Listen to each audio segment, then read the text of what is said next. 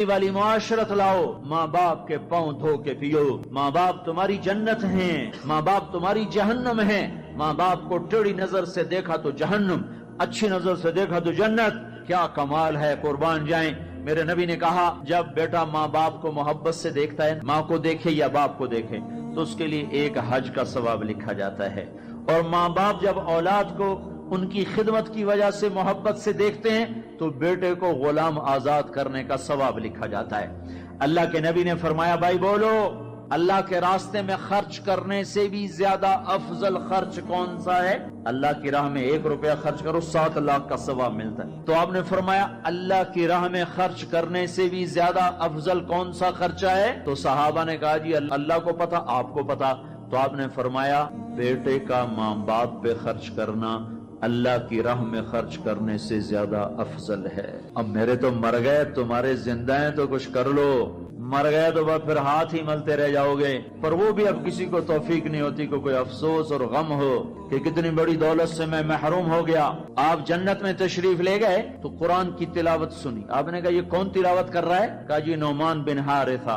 نعمان بن حارثہ تو مدینے میں بیٹھا ہوا ہے اور اس کی تلاوت جنت میں کیسے جا رہی ہے؟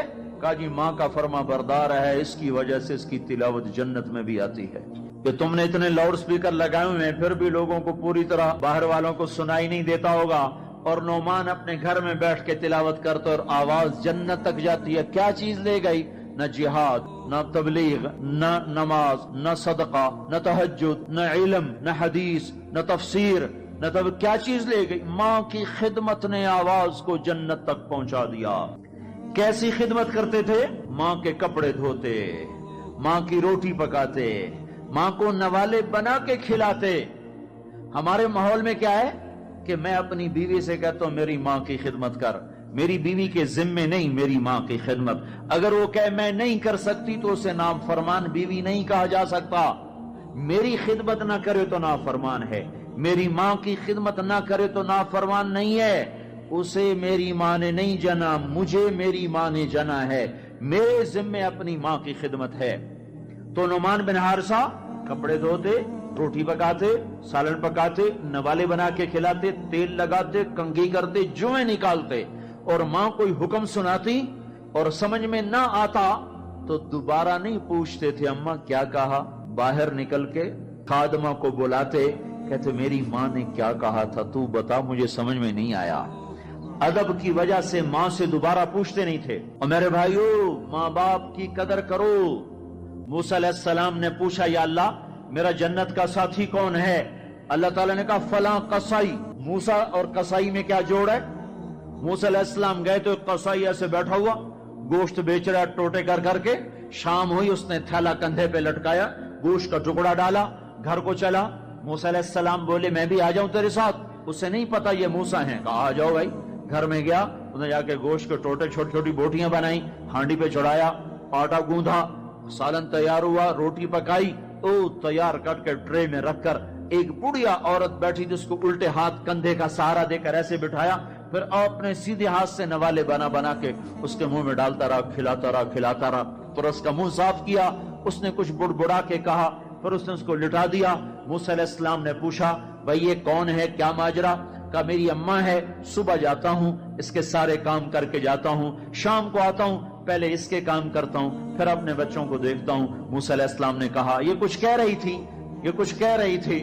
وہ کہنے لگا کیا بتاؤں کیا کہہ رہی تھی؟ پاگل ماں ہے، جب بھی خدمت کرتا ہوں مجھے کہتی اللہ تجھے موسیٰ کا ساتھی بنائے جنت میں۔ میں کہاں اور موسیٰ کہاں؟ وہ جب بھی میں خدمت کرتا ہوں کہتی اللہ تجھے موسیٰ کا جنت میں ساتھی بنائے۔ آئے ہائے، موسیٰ علیہ السلام بولے تیرا کام بن گیا، تیری ماں نے تجھے موسیٰ سے ملا دیا۔ اے ماؤں کو راضی کرو، نبیوں کے ساتھ جنت میں پہنچو گے۔ ہائے، میرے نبی سے پوچھا گیا تھا قیامت کب آئے گی، تو آپ نے یہ نہیں کہا تھا جب زنا زیادہ ہوگا، جب قتل زیادہ ہوگا، جب پتھروں کی پوجا ہوگی تو قیامت آئے گی۔ میرے نبی نے فرمایا تھا جب اولادیں ماں باپ کو ذلیل و رسوا کریں گی اس وقت قیامت آئے گی۔ جب ماں باپ سے ایسے بات کریں جیسے نوکروں سے کی جاتی ہے تو اس وقت قیامت آئے گی. جب ماں ڈر رہی ہو کہ میرا بیٹا کہیں بدتمیزی سے مجھ سے بات نہ کرے، جب باپ ڈر رہا ہو کہ کہیں میرا گریبان نہ پکڑ لے، تو سمجھو قیامت آ گئی. اور اللہ کے نبی نے فرمایا جس نے ماں باپ کو ستایا اس پہ اللہ کی لعنت، فرشتوں کی لعنت، زمین آسمان کی لعنت. نہ نماز قبول ہے، نہ روزہ قبول ہے، نہ حج و زکوٰۃ قبول ہے. ہائے ہائے، میں ایک شہر میں گیا، ایک نوجوان میرے پاس آیا کہ میرے باپ نے میرے اوپر زیادتی کی ہے، میری سناؤ. سنتے سنتے پتہ چلا کہ اس نے اپنے باپ کے خلاف عدالت میں کیس کیے ہوئے ہیں. میں نے کہا بیٹا تو جلدی سے چلا جا، تو شکر کر تیرے اوپر آسمان نہیں ٹوٹا، زمین نے تجھے نہیں نگلا، تیرے اوپر کوئی آگ کا کوڑا نہیں برسا، اور اللہ نے ابھی تک تجھے درگزر کا معاملہ کیا ہوا ہے. تو بیٹا ہو کر باپ کے خلاف کیس کر رہا ہے. صرف تو نہیں رگڑا جائے گا، وہ وکیل بھی رگڑا گیا جس نے تیرا کیس تیار کیا، اور وہ گواہ بھی رگڑے گئے جنہوں نے گواہی دی. ارے ظالم، بیٹا ہو کر باپ کے خلاف تو کیس کرتا ہے. تو میرے بھائیو، اپنے ماں باپ کی خدمت کر کے جنت لے لو، جنت بنا لو. یہ جہان بھی سنورے گا، اگلا جہان بھی سنورے گا. ایک نوجوان تھے، ان کا نام ہے کلاب. وہ گئے اللہ کے راستے میں. ماں باپ تھے بوڑھے، ضعیف، ہاتھ بھی کامتے تھے. تو ان کے باپ نے کہا بیٹا جب تو بچہ تھا ہم نے تجھے پالا، جب ہمارے ہاتھ کانپنے لگے نہ تیری ماں مجھے گلاس پکڑا سکے نہ میں خود پی سکوں، تو ہمیں چھوڑ کے چلا گیا. یہ اشعار جب حضرت عمر کو پہنچے تو انہوں نے فوراً آدمی بھیج کر اس بچے کو بلوایا اور مسجد میں کھڑے ہو کر ان کا کوڑا تو مشہور تھا نا، کوڑا اٹھا کے مار مار مار اس کا حلیہ بگاڑ دیا. کہ بوڑھے ماں باپ کو چھوڑ کے جہاد میں جاتے ہو، بوڑھے ماں باپ کو چھوڑ کے جہاد میں جاتے ہو. مار جب تک تیرے ماں باپ زندہ ہیں تو اس گھر سے قدم نہیں نکال سکتے.